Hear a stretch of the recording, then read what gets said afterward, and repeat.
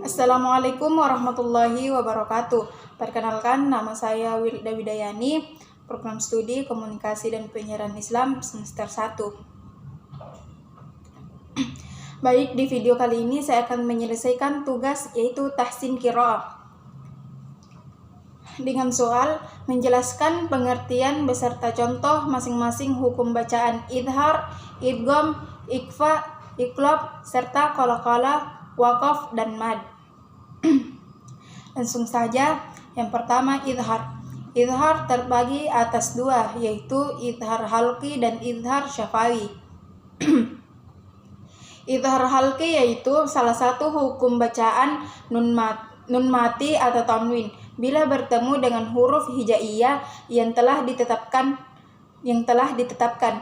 Idhar yaitu mengeluarkan huruf dengan jelas tanpa dengungnya. Contoh ayat tersebut terdapat dalam Quran surah Al-Baqarah ayat 285 yang berbunyi Amanar rasulu bima unzila ilaihi mir rabbihi wal mu'minun. Kemudian idhar syafawi.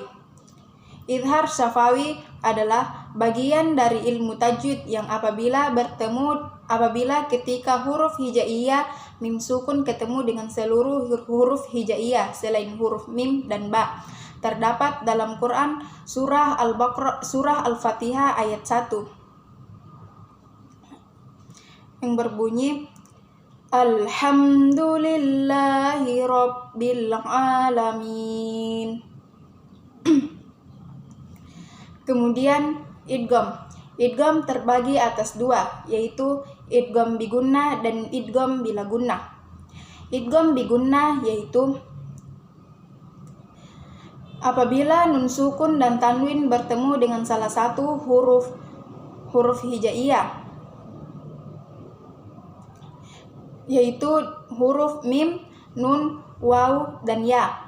Maka dengan cara memasukkan huruf nun bersukun dan tanwin kepada huruf idgham bigunnah yang ada di hadapannya. Kemudian idgham bigunnah ditasdidkan, ditahan kira-kira dua ketukan dan disertai dengan sengun. Terdapat dalam Quran surah Al-Baqarah ayat 7, yaitu wa ala absarihim gishawatu wa lahum adzabun azim. Kemudian idgham bila gunnah yaitu apabila nun sukun dan tanwin bertemu dengan salah satu huruf lam dan ro, maka dibaca dengan memasukkan huruf nun bersukun dan tanwin kepada huruf-huruf tersebut sepenuhnya. Kemudian huruf idgham bila gunnahnya ditasdidkan, ditahan kira-kira dua ketukan dan disertai dengan sengun. Terdapat dalam surah Al-Ikhlas ayat 4 yang berbunyi walam yakul lahu kufuwan ahad.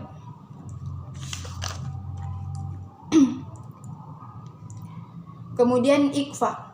Ikhfa terbagi atas dua, yaitu ikhfa hakiki dan ikhfa syafawi. Ikhfa hakiki yaitu menyamarkan atau menyembunyikan huruf nun sukun atau tanwin kepada huruf-huruf ikhfa yang ada di depannya. Contoh ayat tersebut terdapat dalam Quran surah Al-Baqarah ayat 22 yang berbunyi fala taj'alu lillahi andada wa antum ta'lamun. Kemudian ikhfa syafawi. Ikhfa syafawi yaitu menyamarkan atau menyembunyikan huruf mim nun mati ke dalam huruf ikhfa syafawi, yaitu huruf ba. Terdapat dalam Quran surah An-Nisa ayat 24 yaitu wala junaha alaikum fima taradaitum bihi min ba'dil faridah.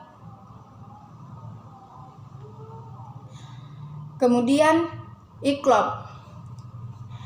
Iqlab yaitu salah satu dari hukum tajwid yang terjadi ketika ada huruf nun sukun ataupun tanwin yang bertemu dengan huruf hijaiyah. Iqlab mempunyai arti mengubah atau menggantikan sesuatu dari bentuk aslinya.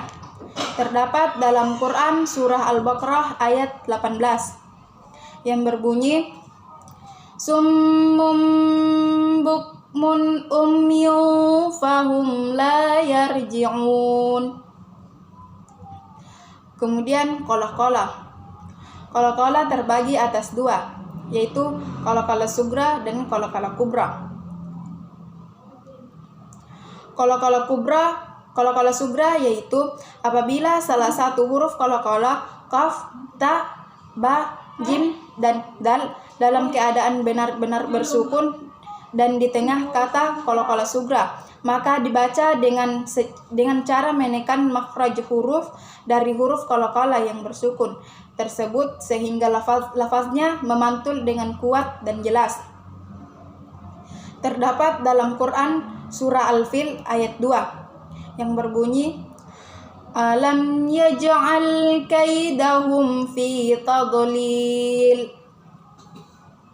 Kemudian qala-qala kubra yaitu apabila salah satu huruf qaf, ta, ba, jim, dan dal dalam keadaan bersukun di akhir kata qala-qala kubra, maka dibaca dengan cara menekan kuat makhraj huruf dari huruf qala-qala kubra yang diwakafkan tersebut sehingga lafaznya memantul dengan lebih berkumandang dan jelas. Contoh ayat tersebut terdapat dalam Quran surah Al-Lahab ayat 1 yang berbunyi Tabbat yada abi lahabi wa tab. Kemudian waqaf. Waqaf terbagi atas 6, yaitu pertama tanda waqaf mim disebut dengan waqaf lazim. Jika bertemu dengan tanda tersebut saat membaca Al-Quran diwajibkan untuk berhenti. Ini terdapat dalam surah Yasin ayat 76 yang berbunyi Fala yahzunka qawluhum. Kedua, tanda waqaf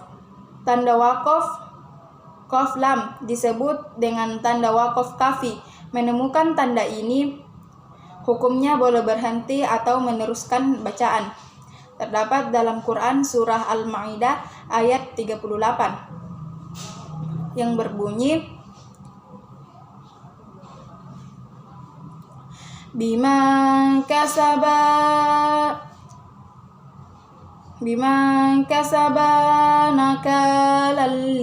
nakalam minallah. Kemudian yang ketiga, tanda waqaf sadlam disebut dengan waqaf hasan. Saat menemui tanda ini maka boleh meneruskan bacaan atau menghentikan bacaan.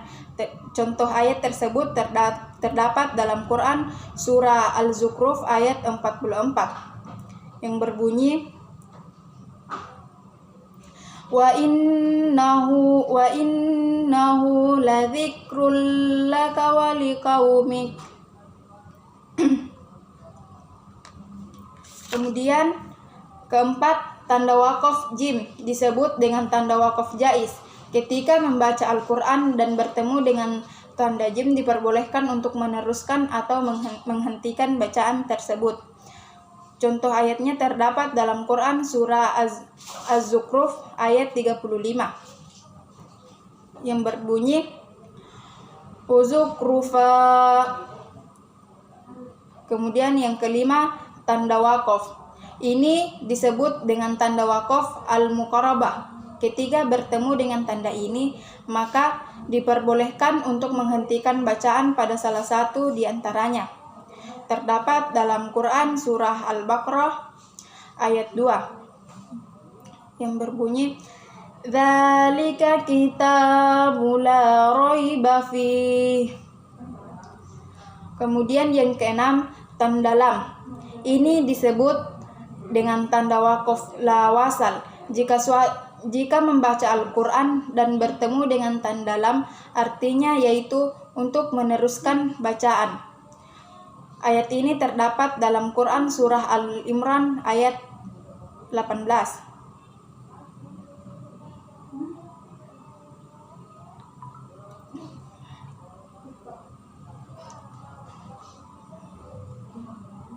Saya ulang, tanda lam ini disebut dengan tanda waqaf la wasal. Jika saat membaca Al-Quran dan bertemu dengan tanda ini, maka artinya tanda lam artinya yaitu untuk meneruskan bacaan dan tidak boleh berhenti. Terdapat dalam Quran surah An-Nahl ayat 32 yang berbunyi, alladzina tatawaffahum humul malaikatu thayyibina yaquluna salamun alaikum udkhulul jannata bima kuntum ta'malun. Kemudian mad artinya panjang atau memanjangkan. Mad terbagi atas beberapa. Yang pertama, mad iwad, yaitu mad yang terjadi karena penggantian harokat fathatain menjadi alif, mad tabi'i karena diwakafkan. Contoh ayat tersebut terdapat dalam Quran surah An-Nisa ayat 1, yaitu Ya ayyuhan nasu taqu rabbakumul ladzi khalaqakum min nafsin wahidah wa khalaqa minha zawjaha wa basya minhuma rijalan katsiran wan nisaa. Di sini terdapat dalam kata katsiran wan nisaa.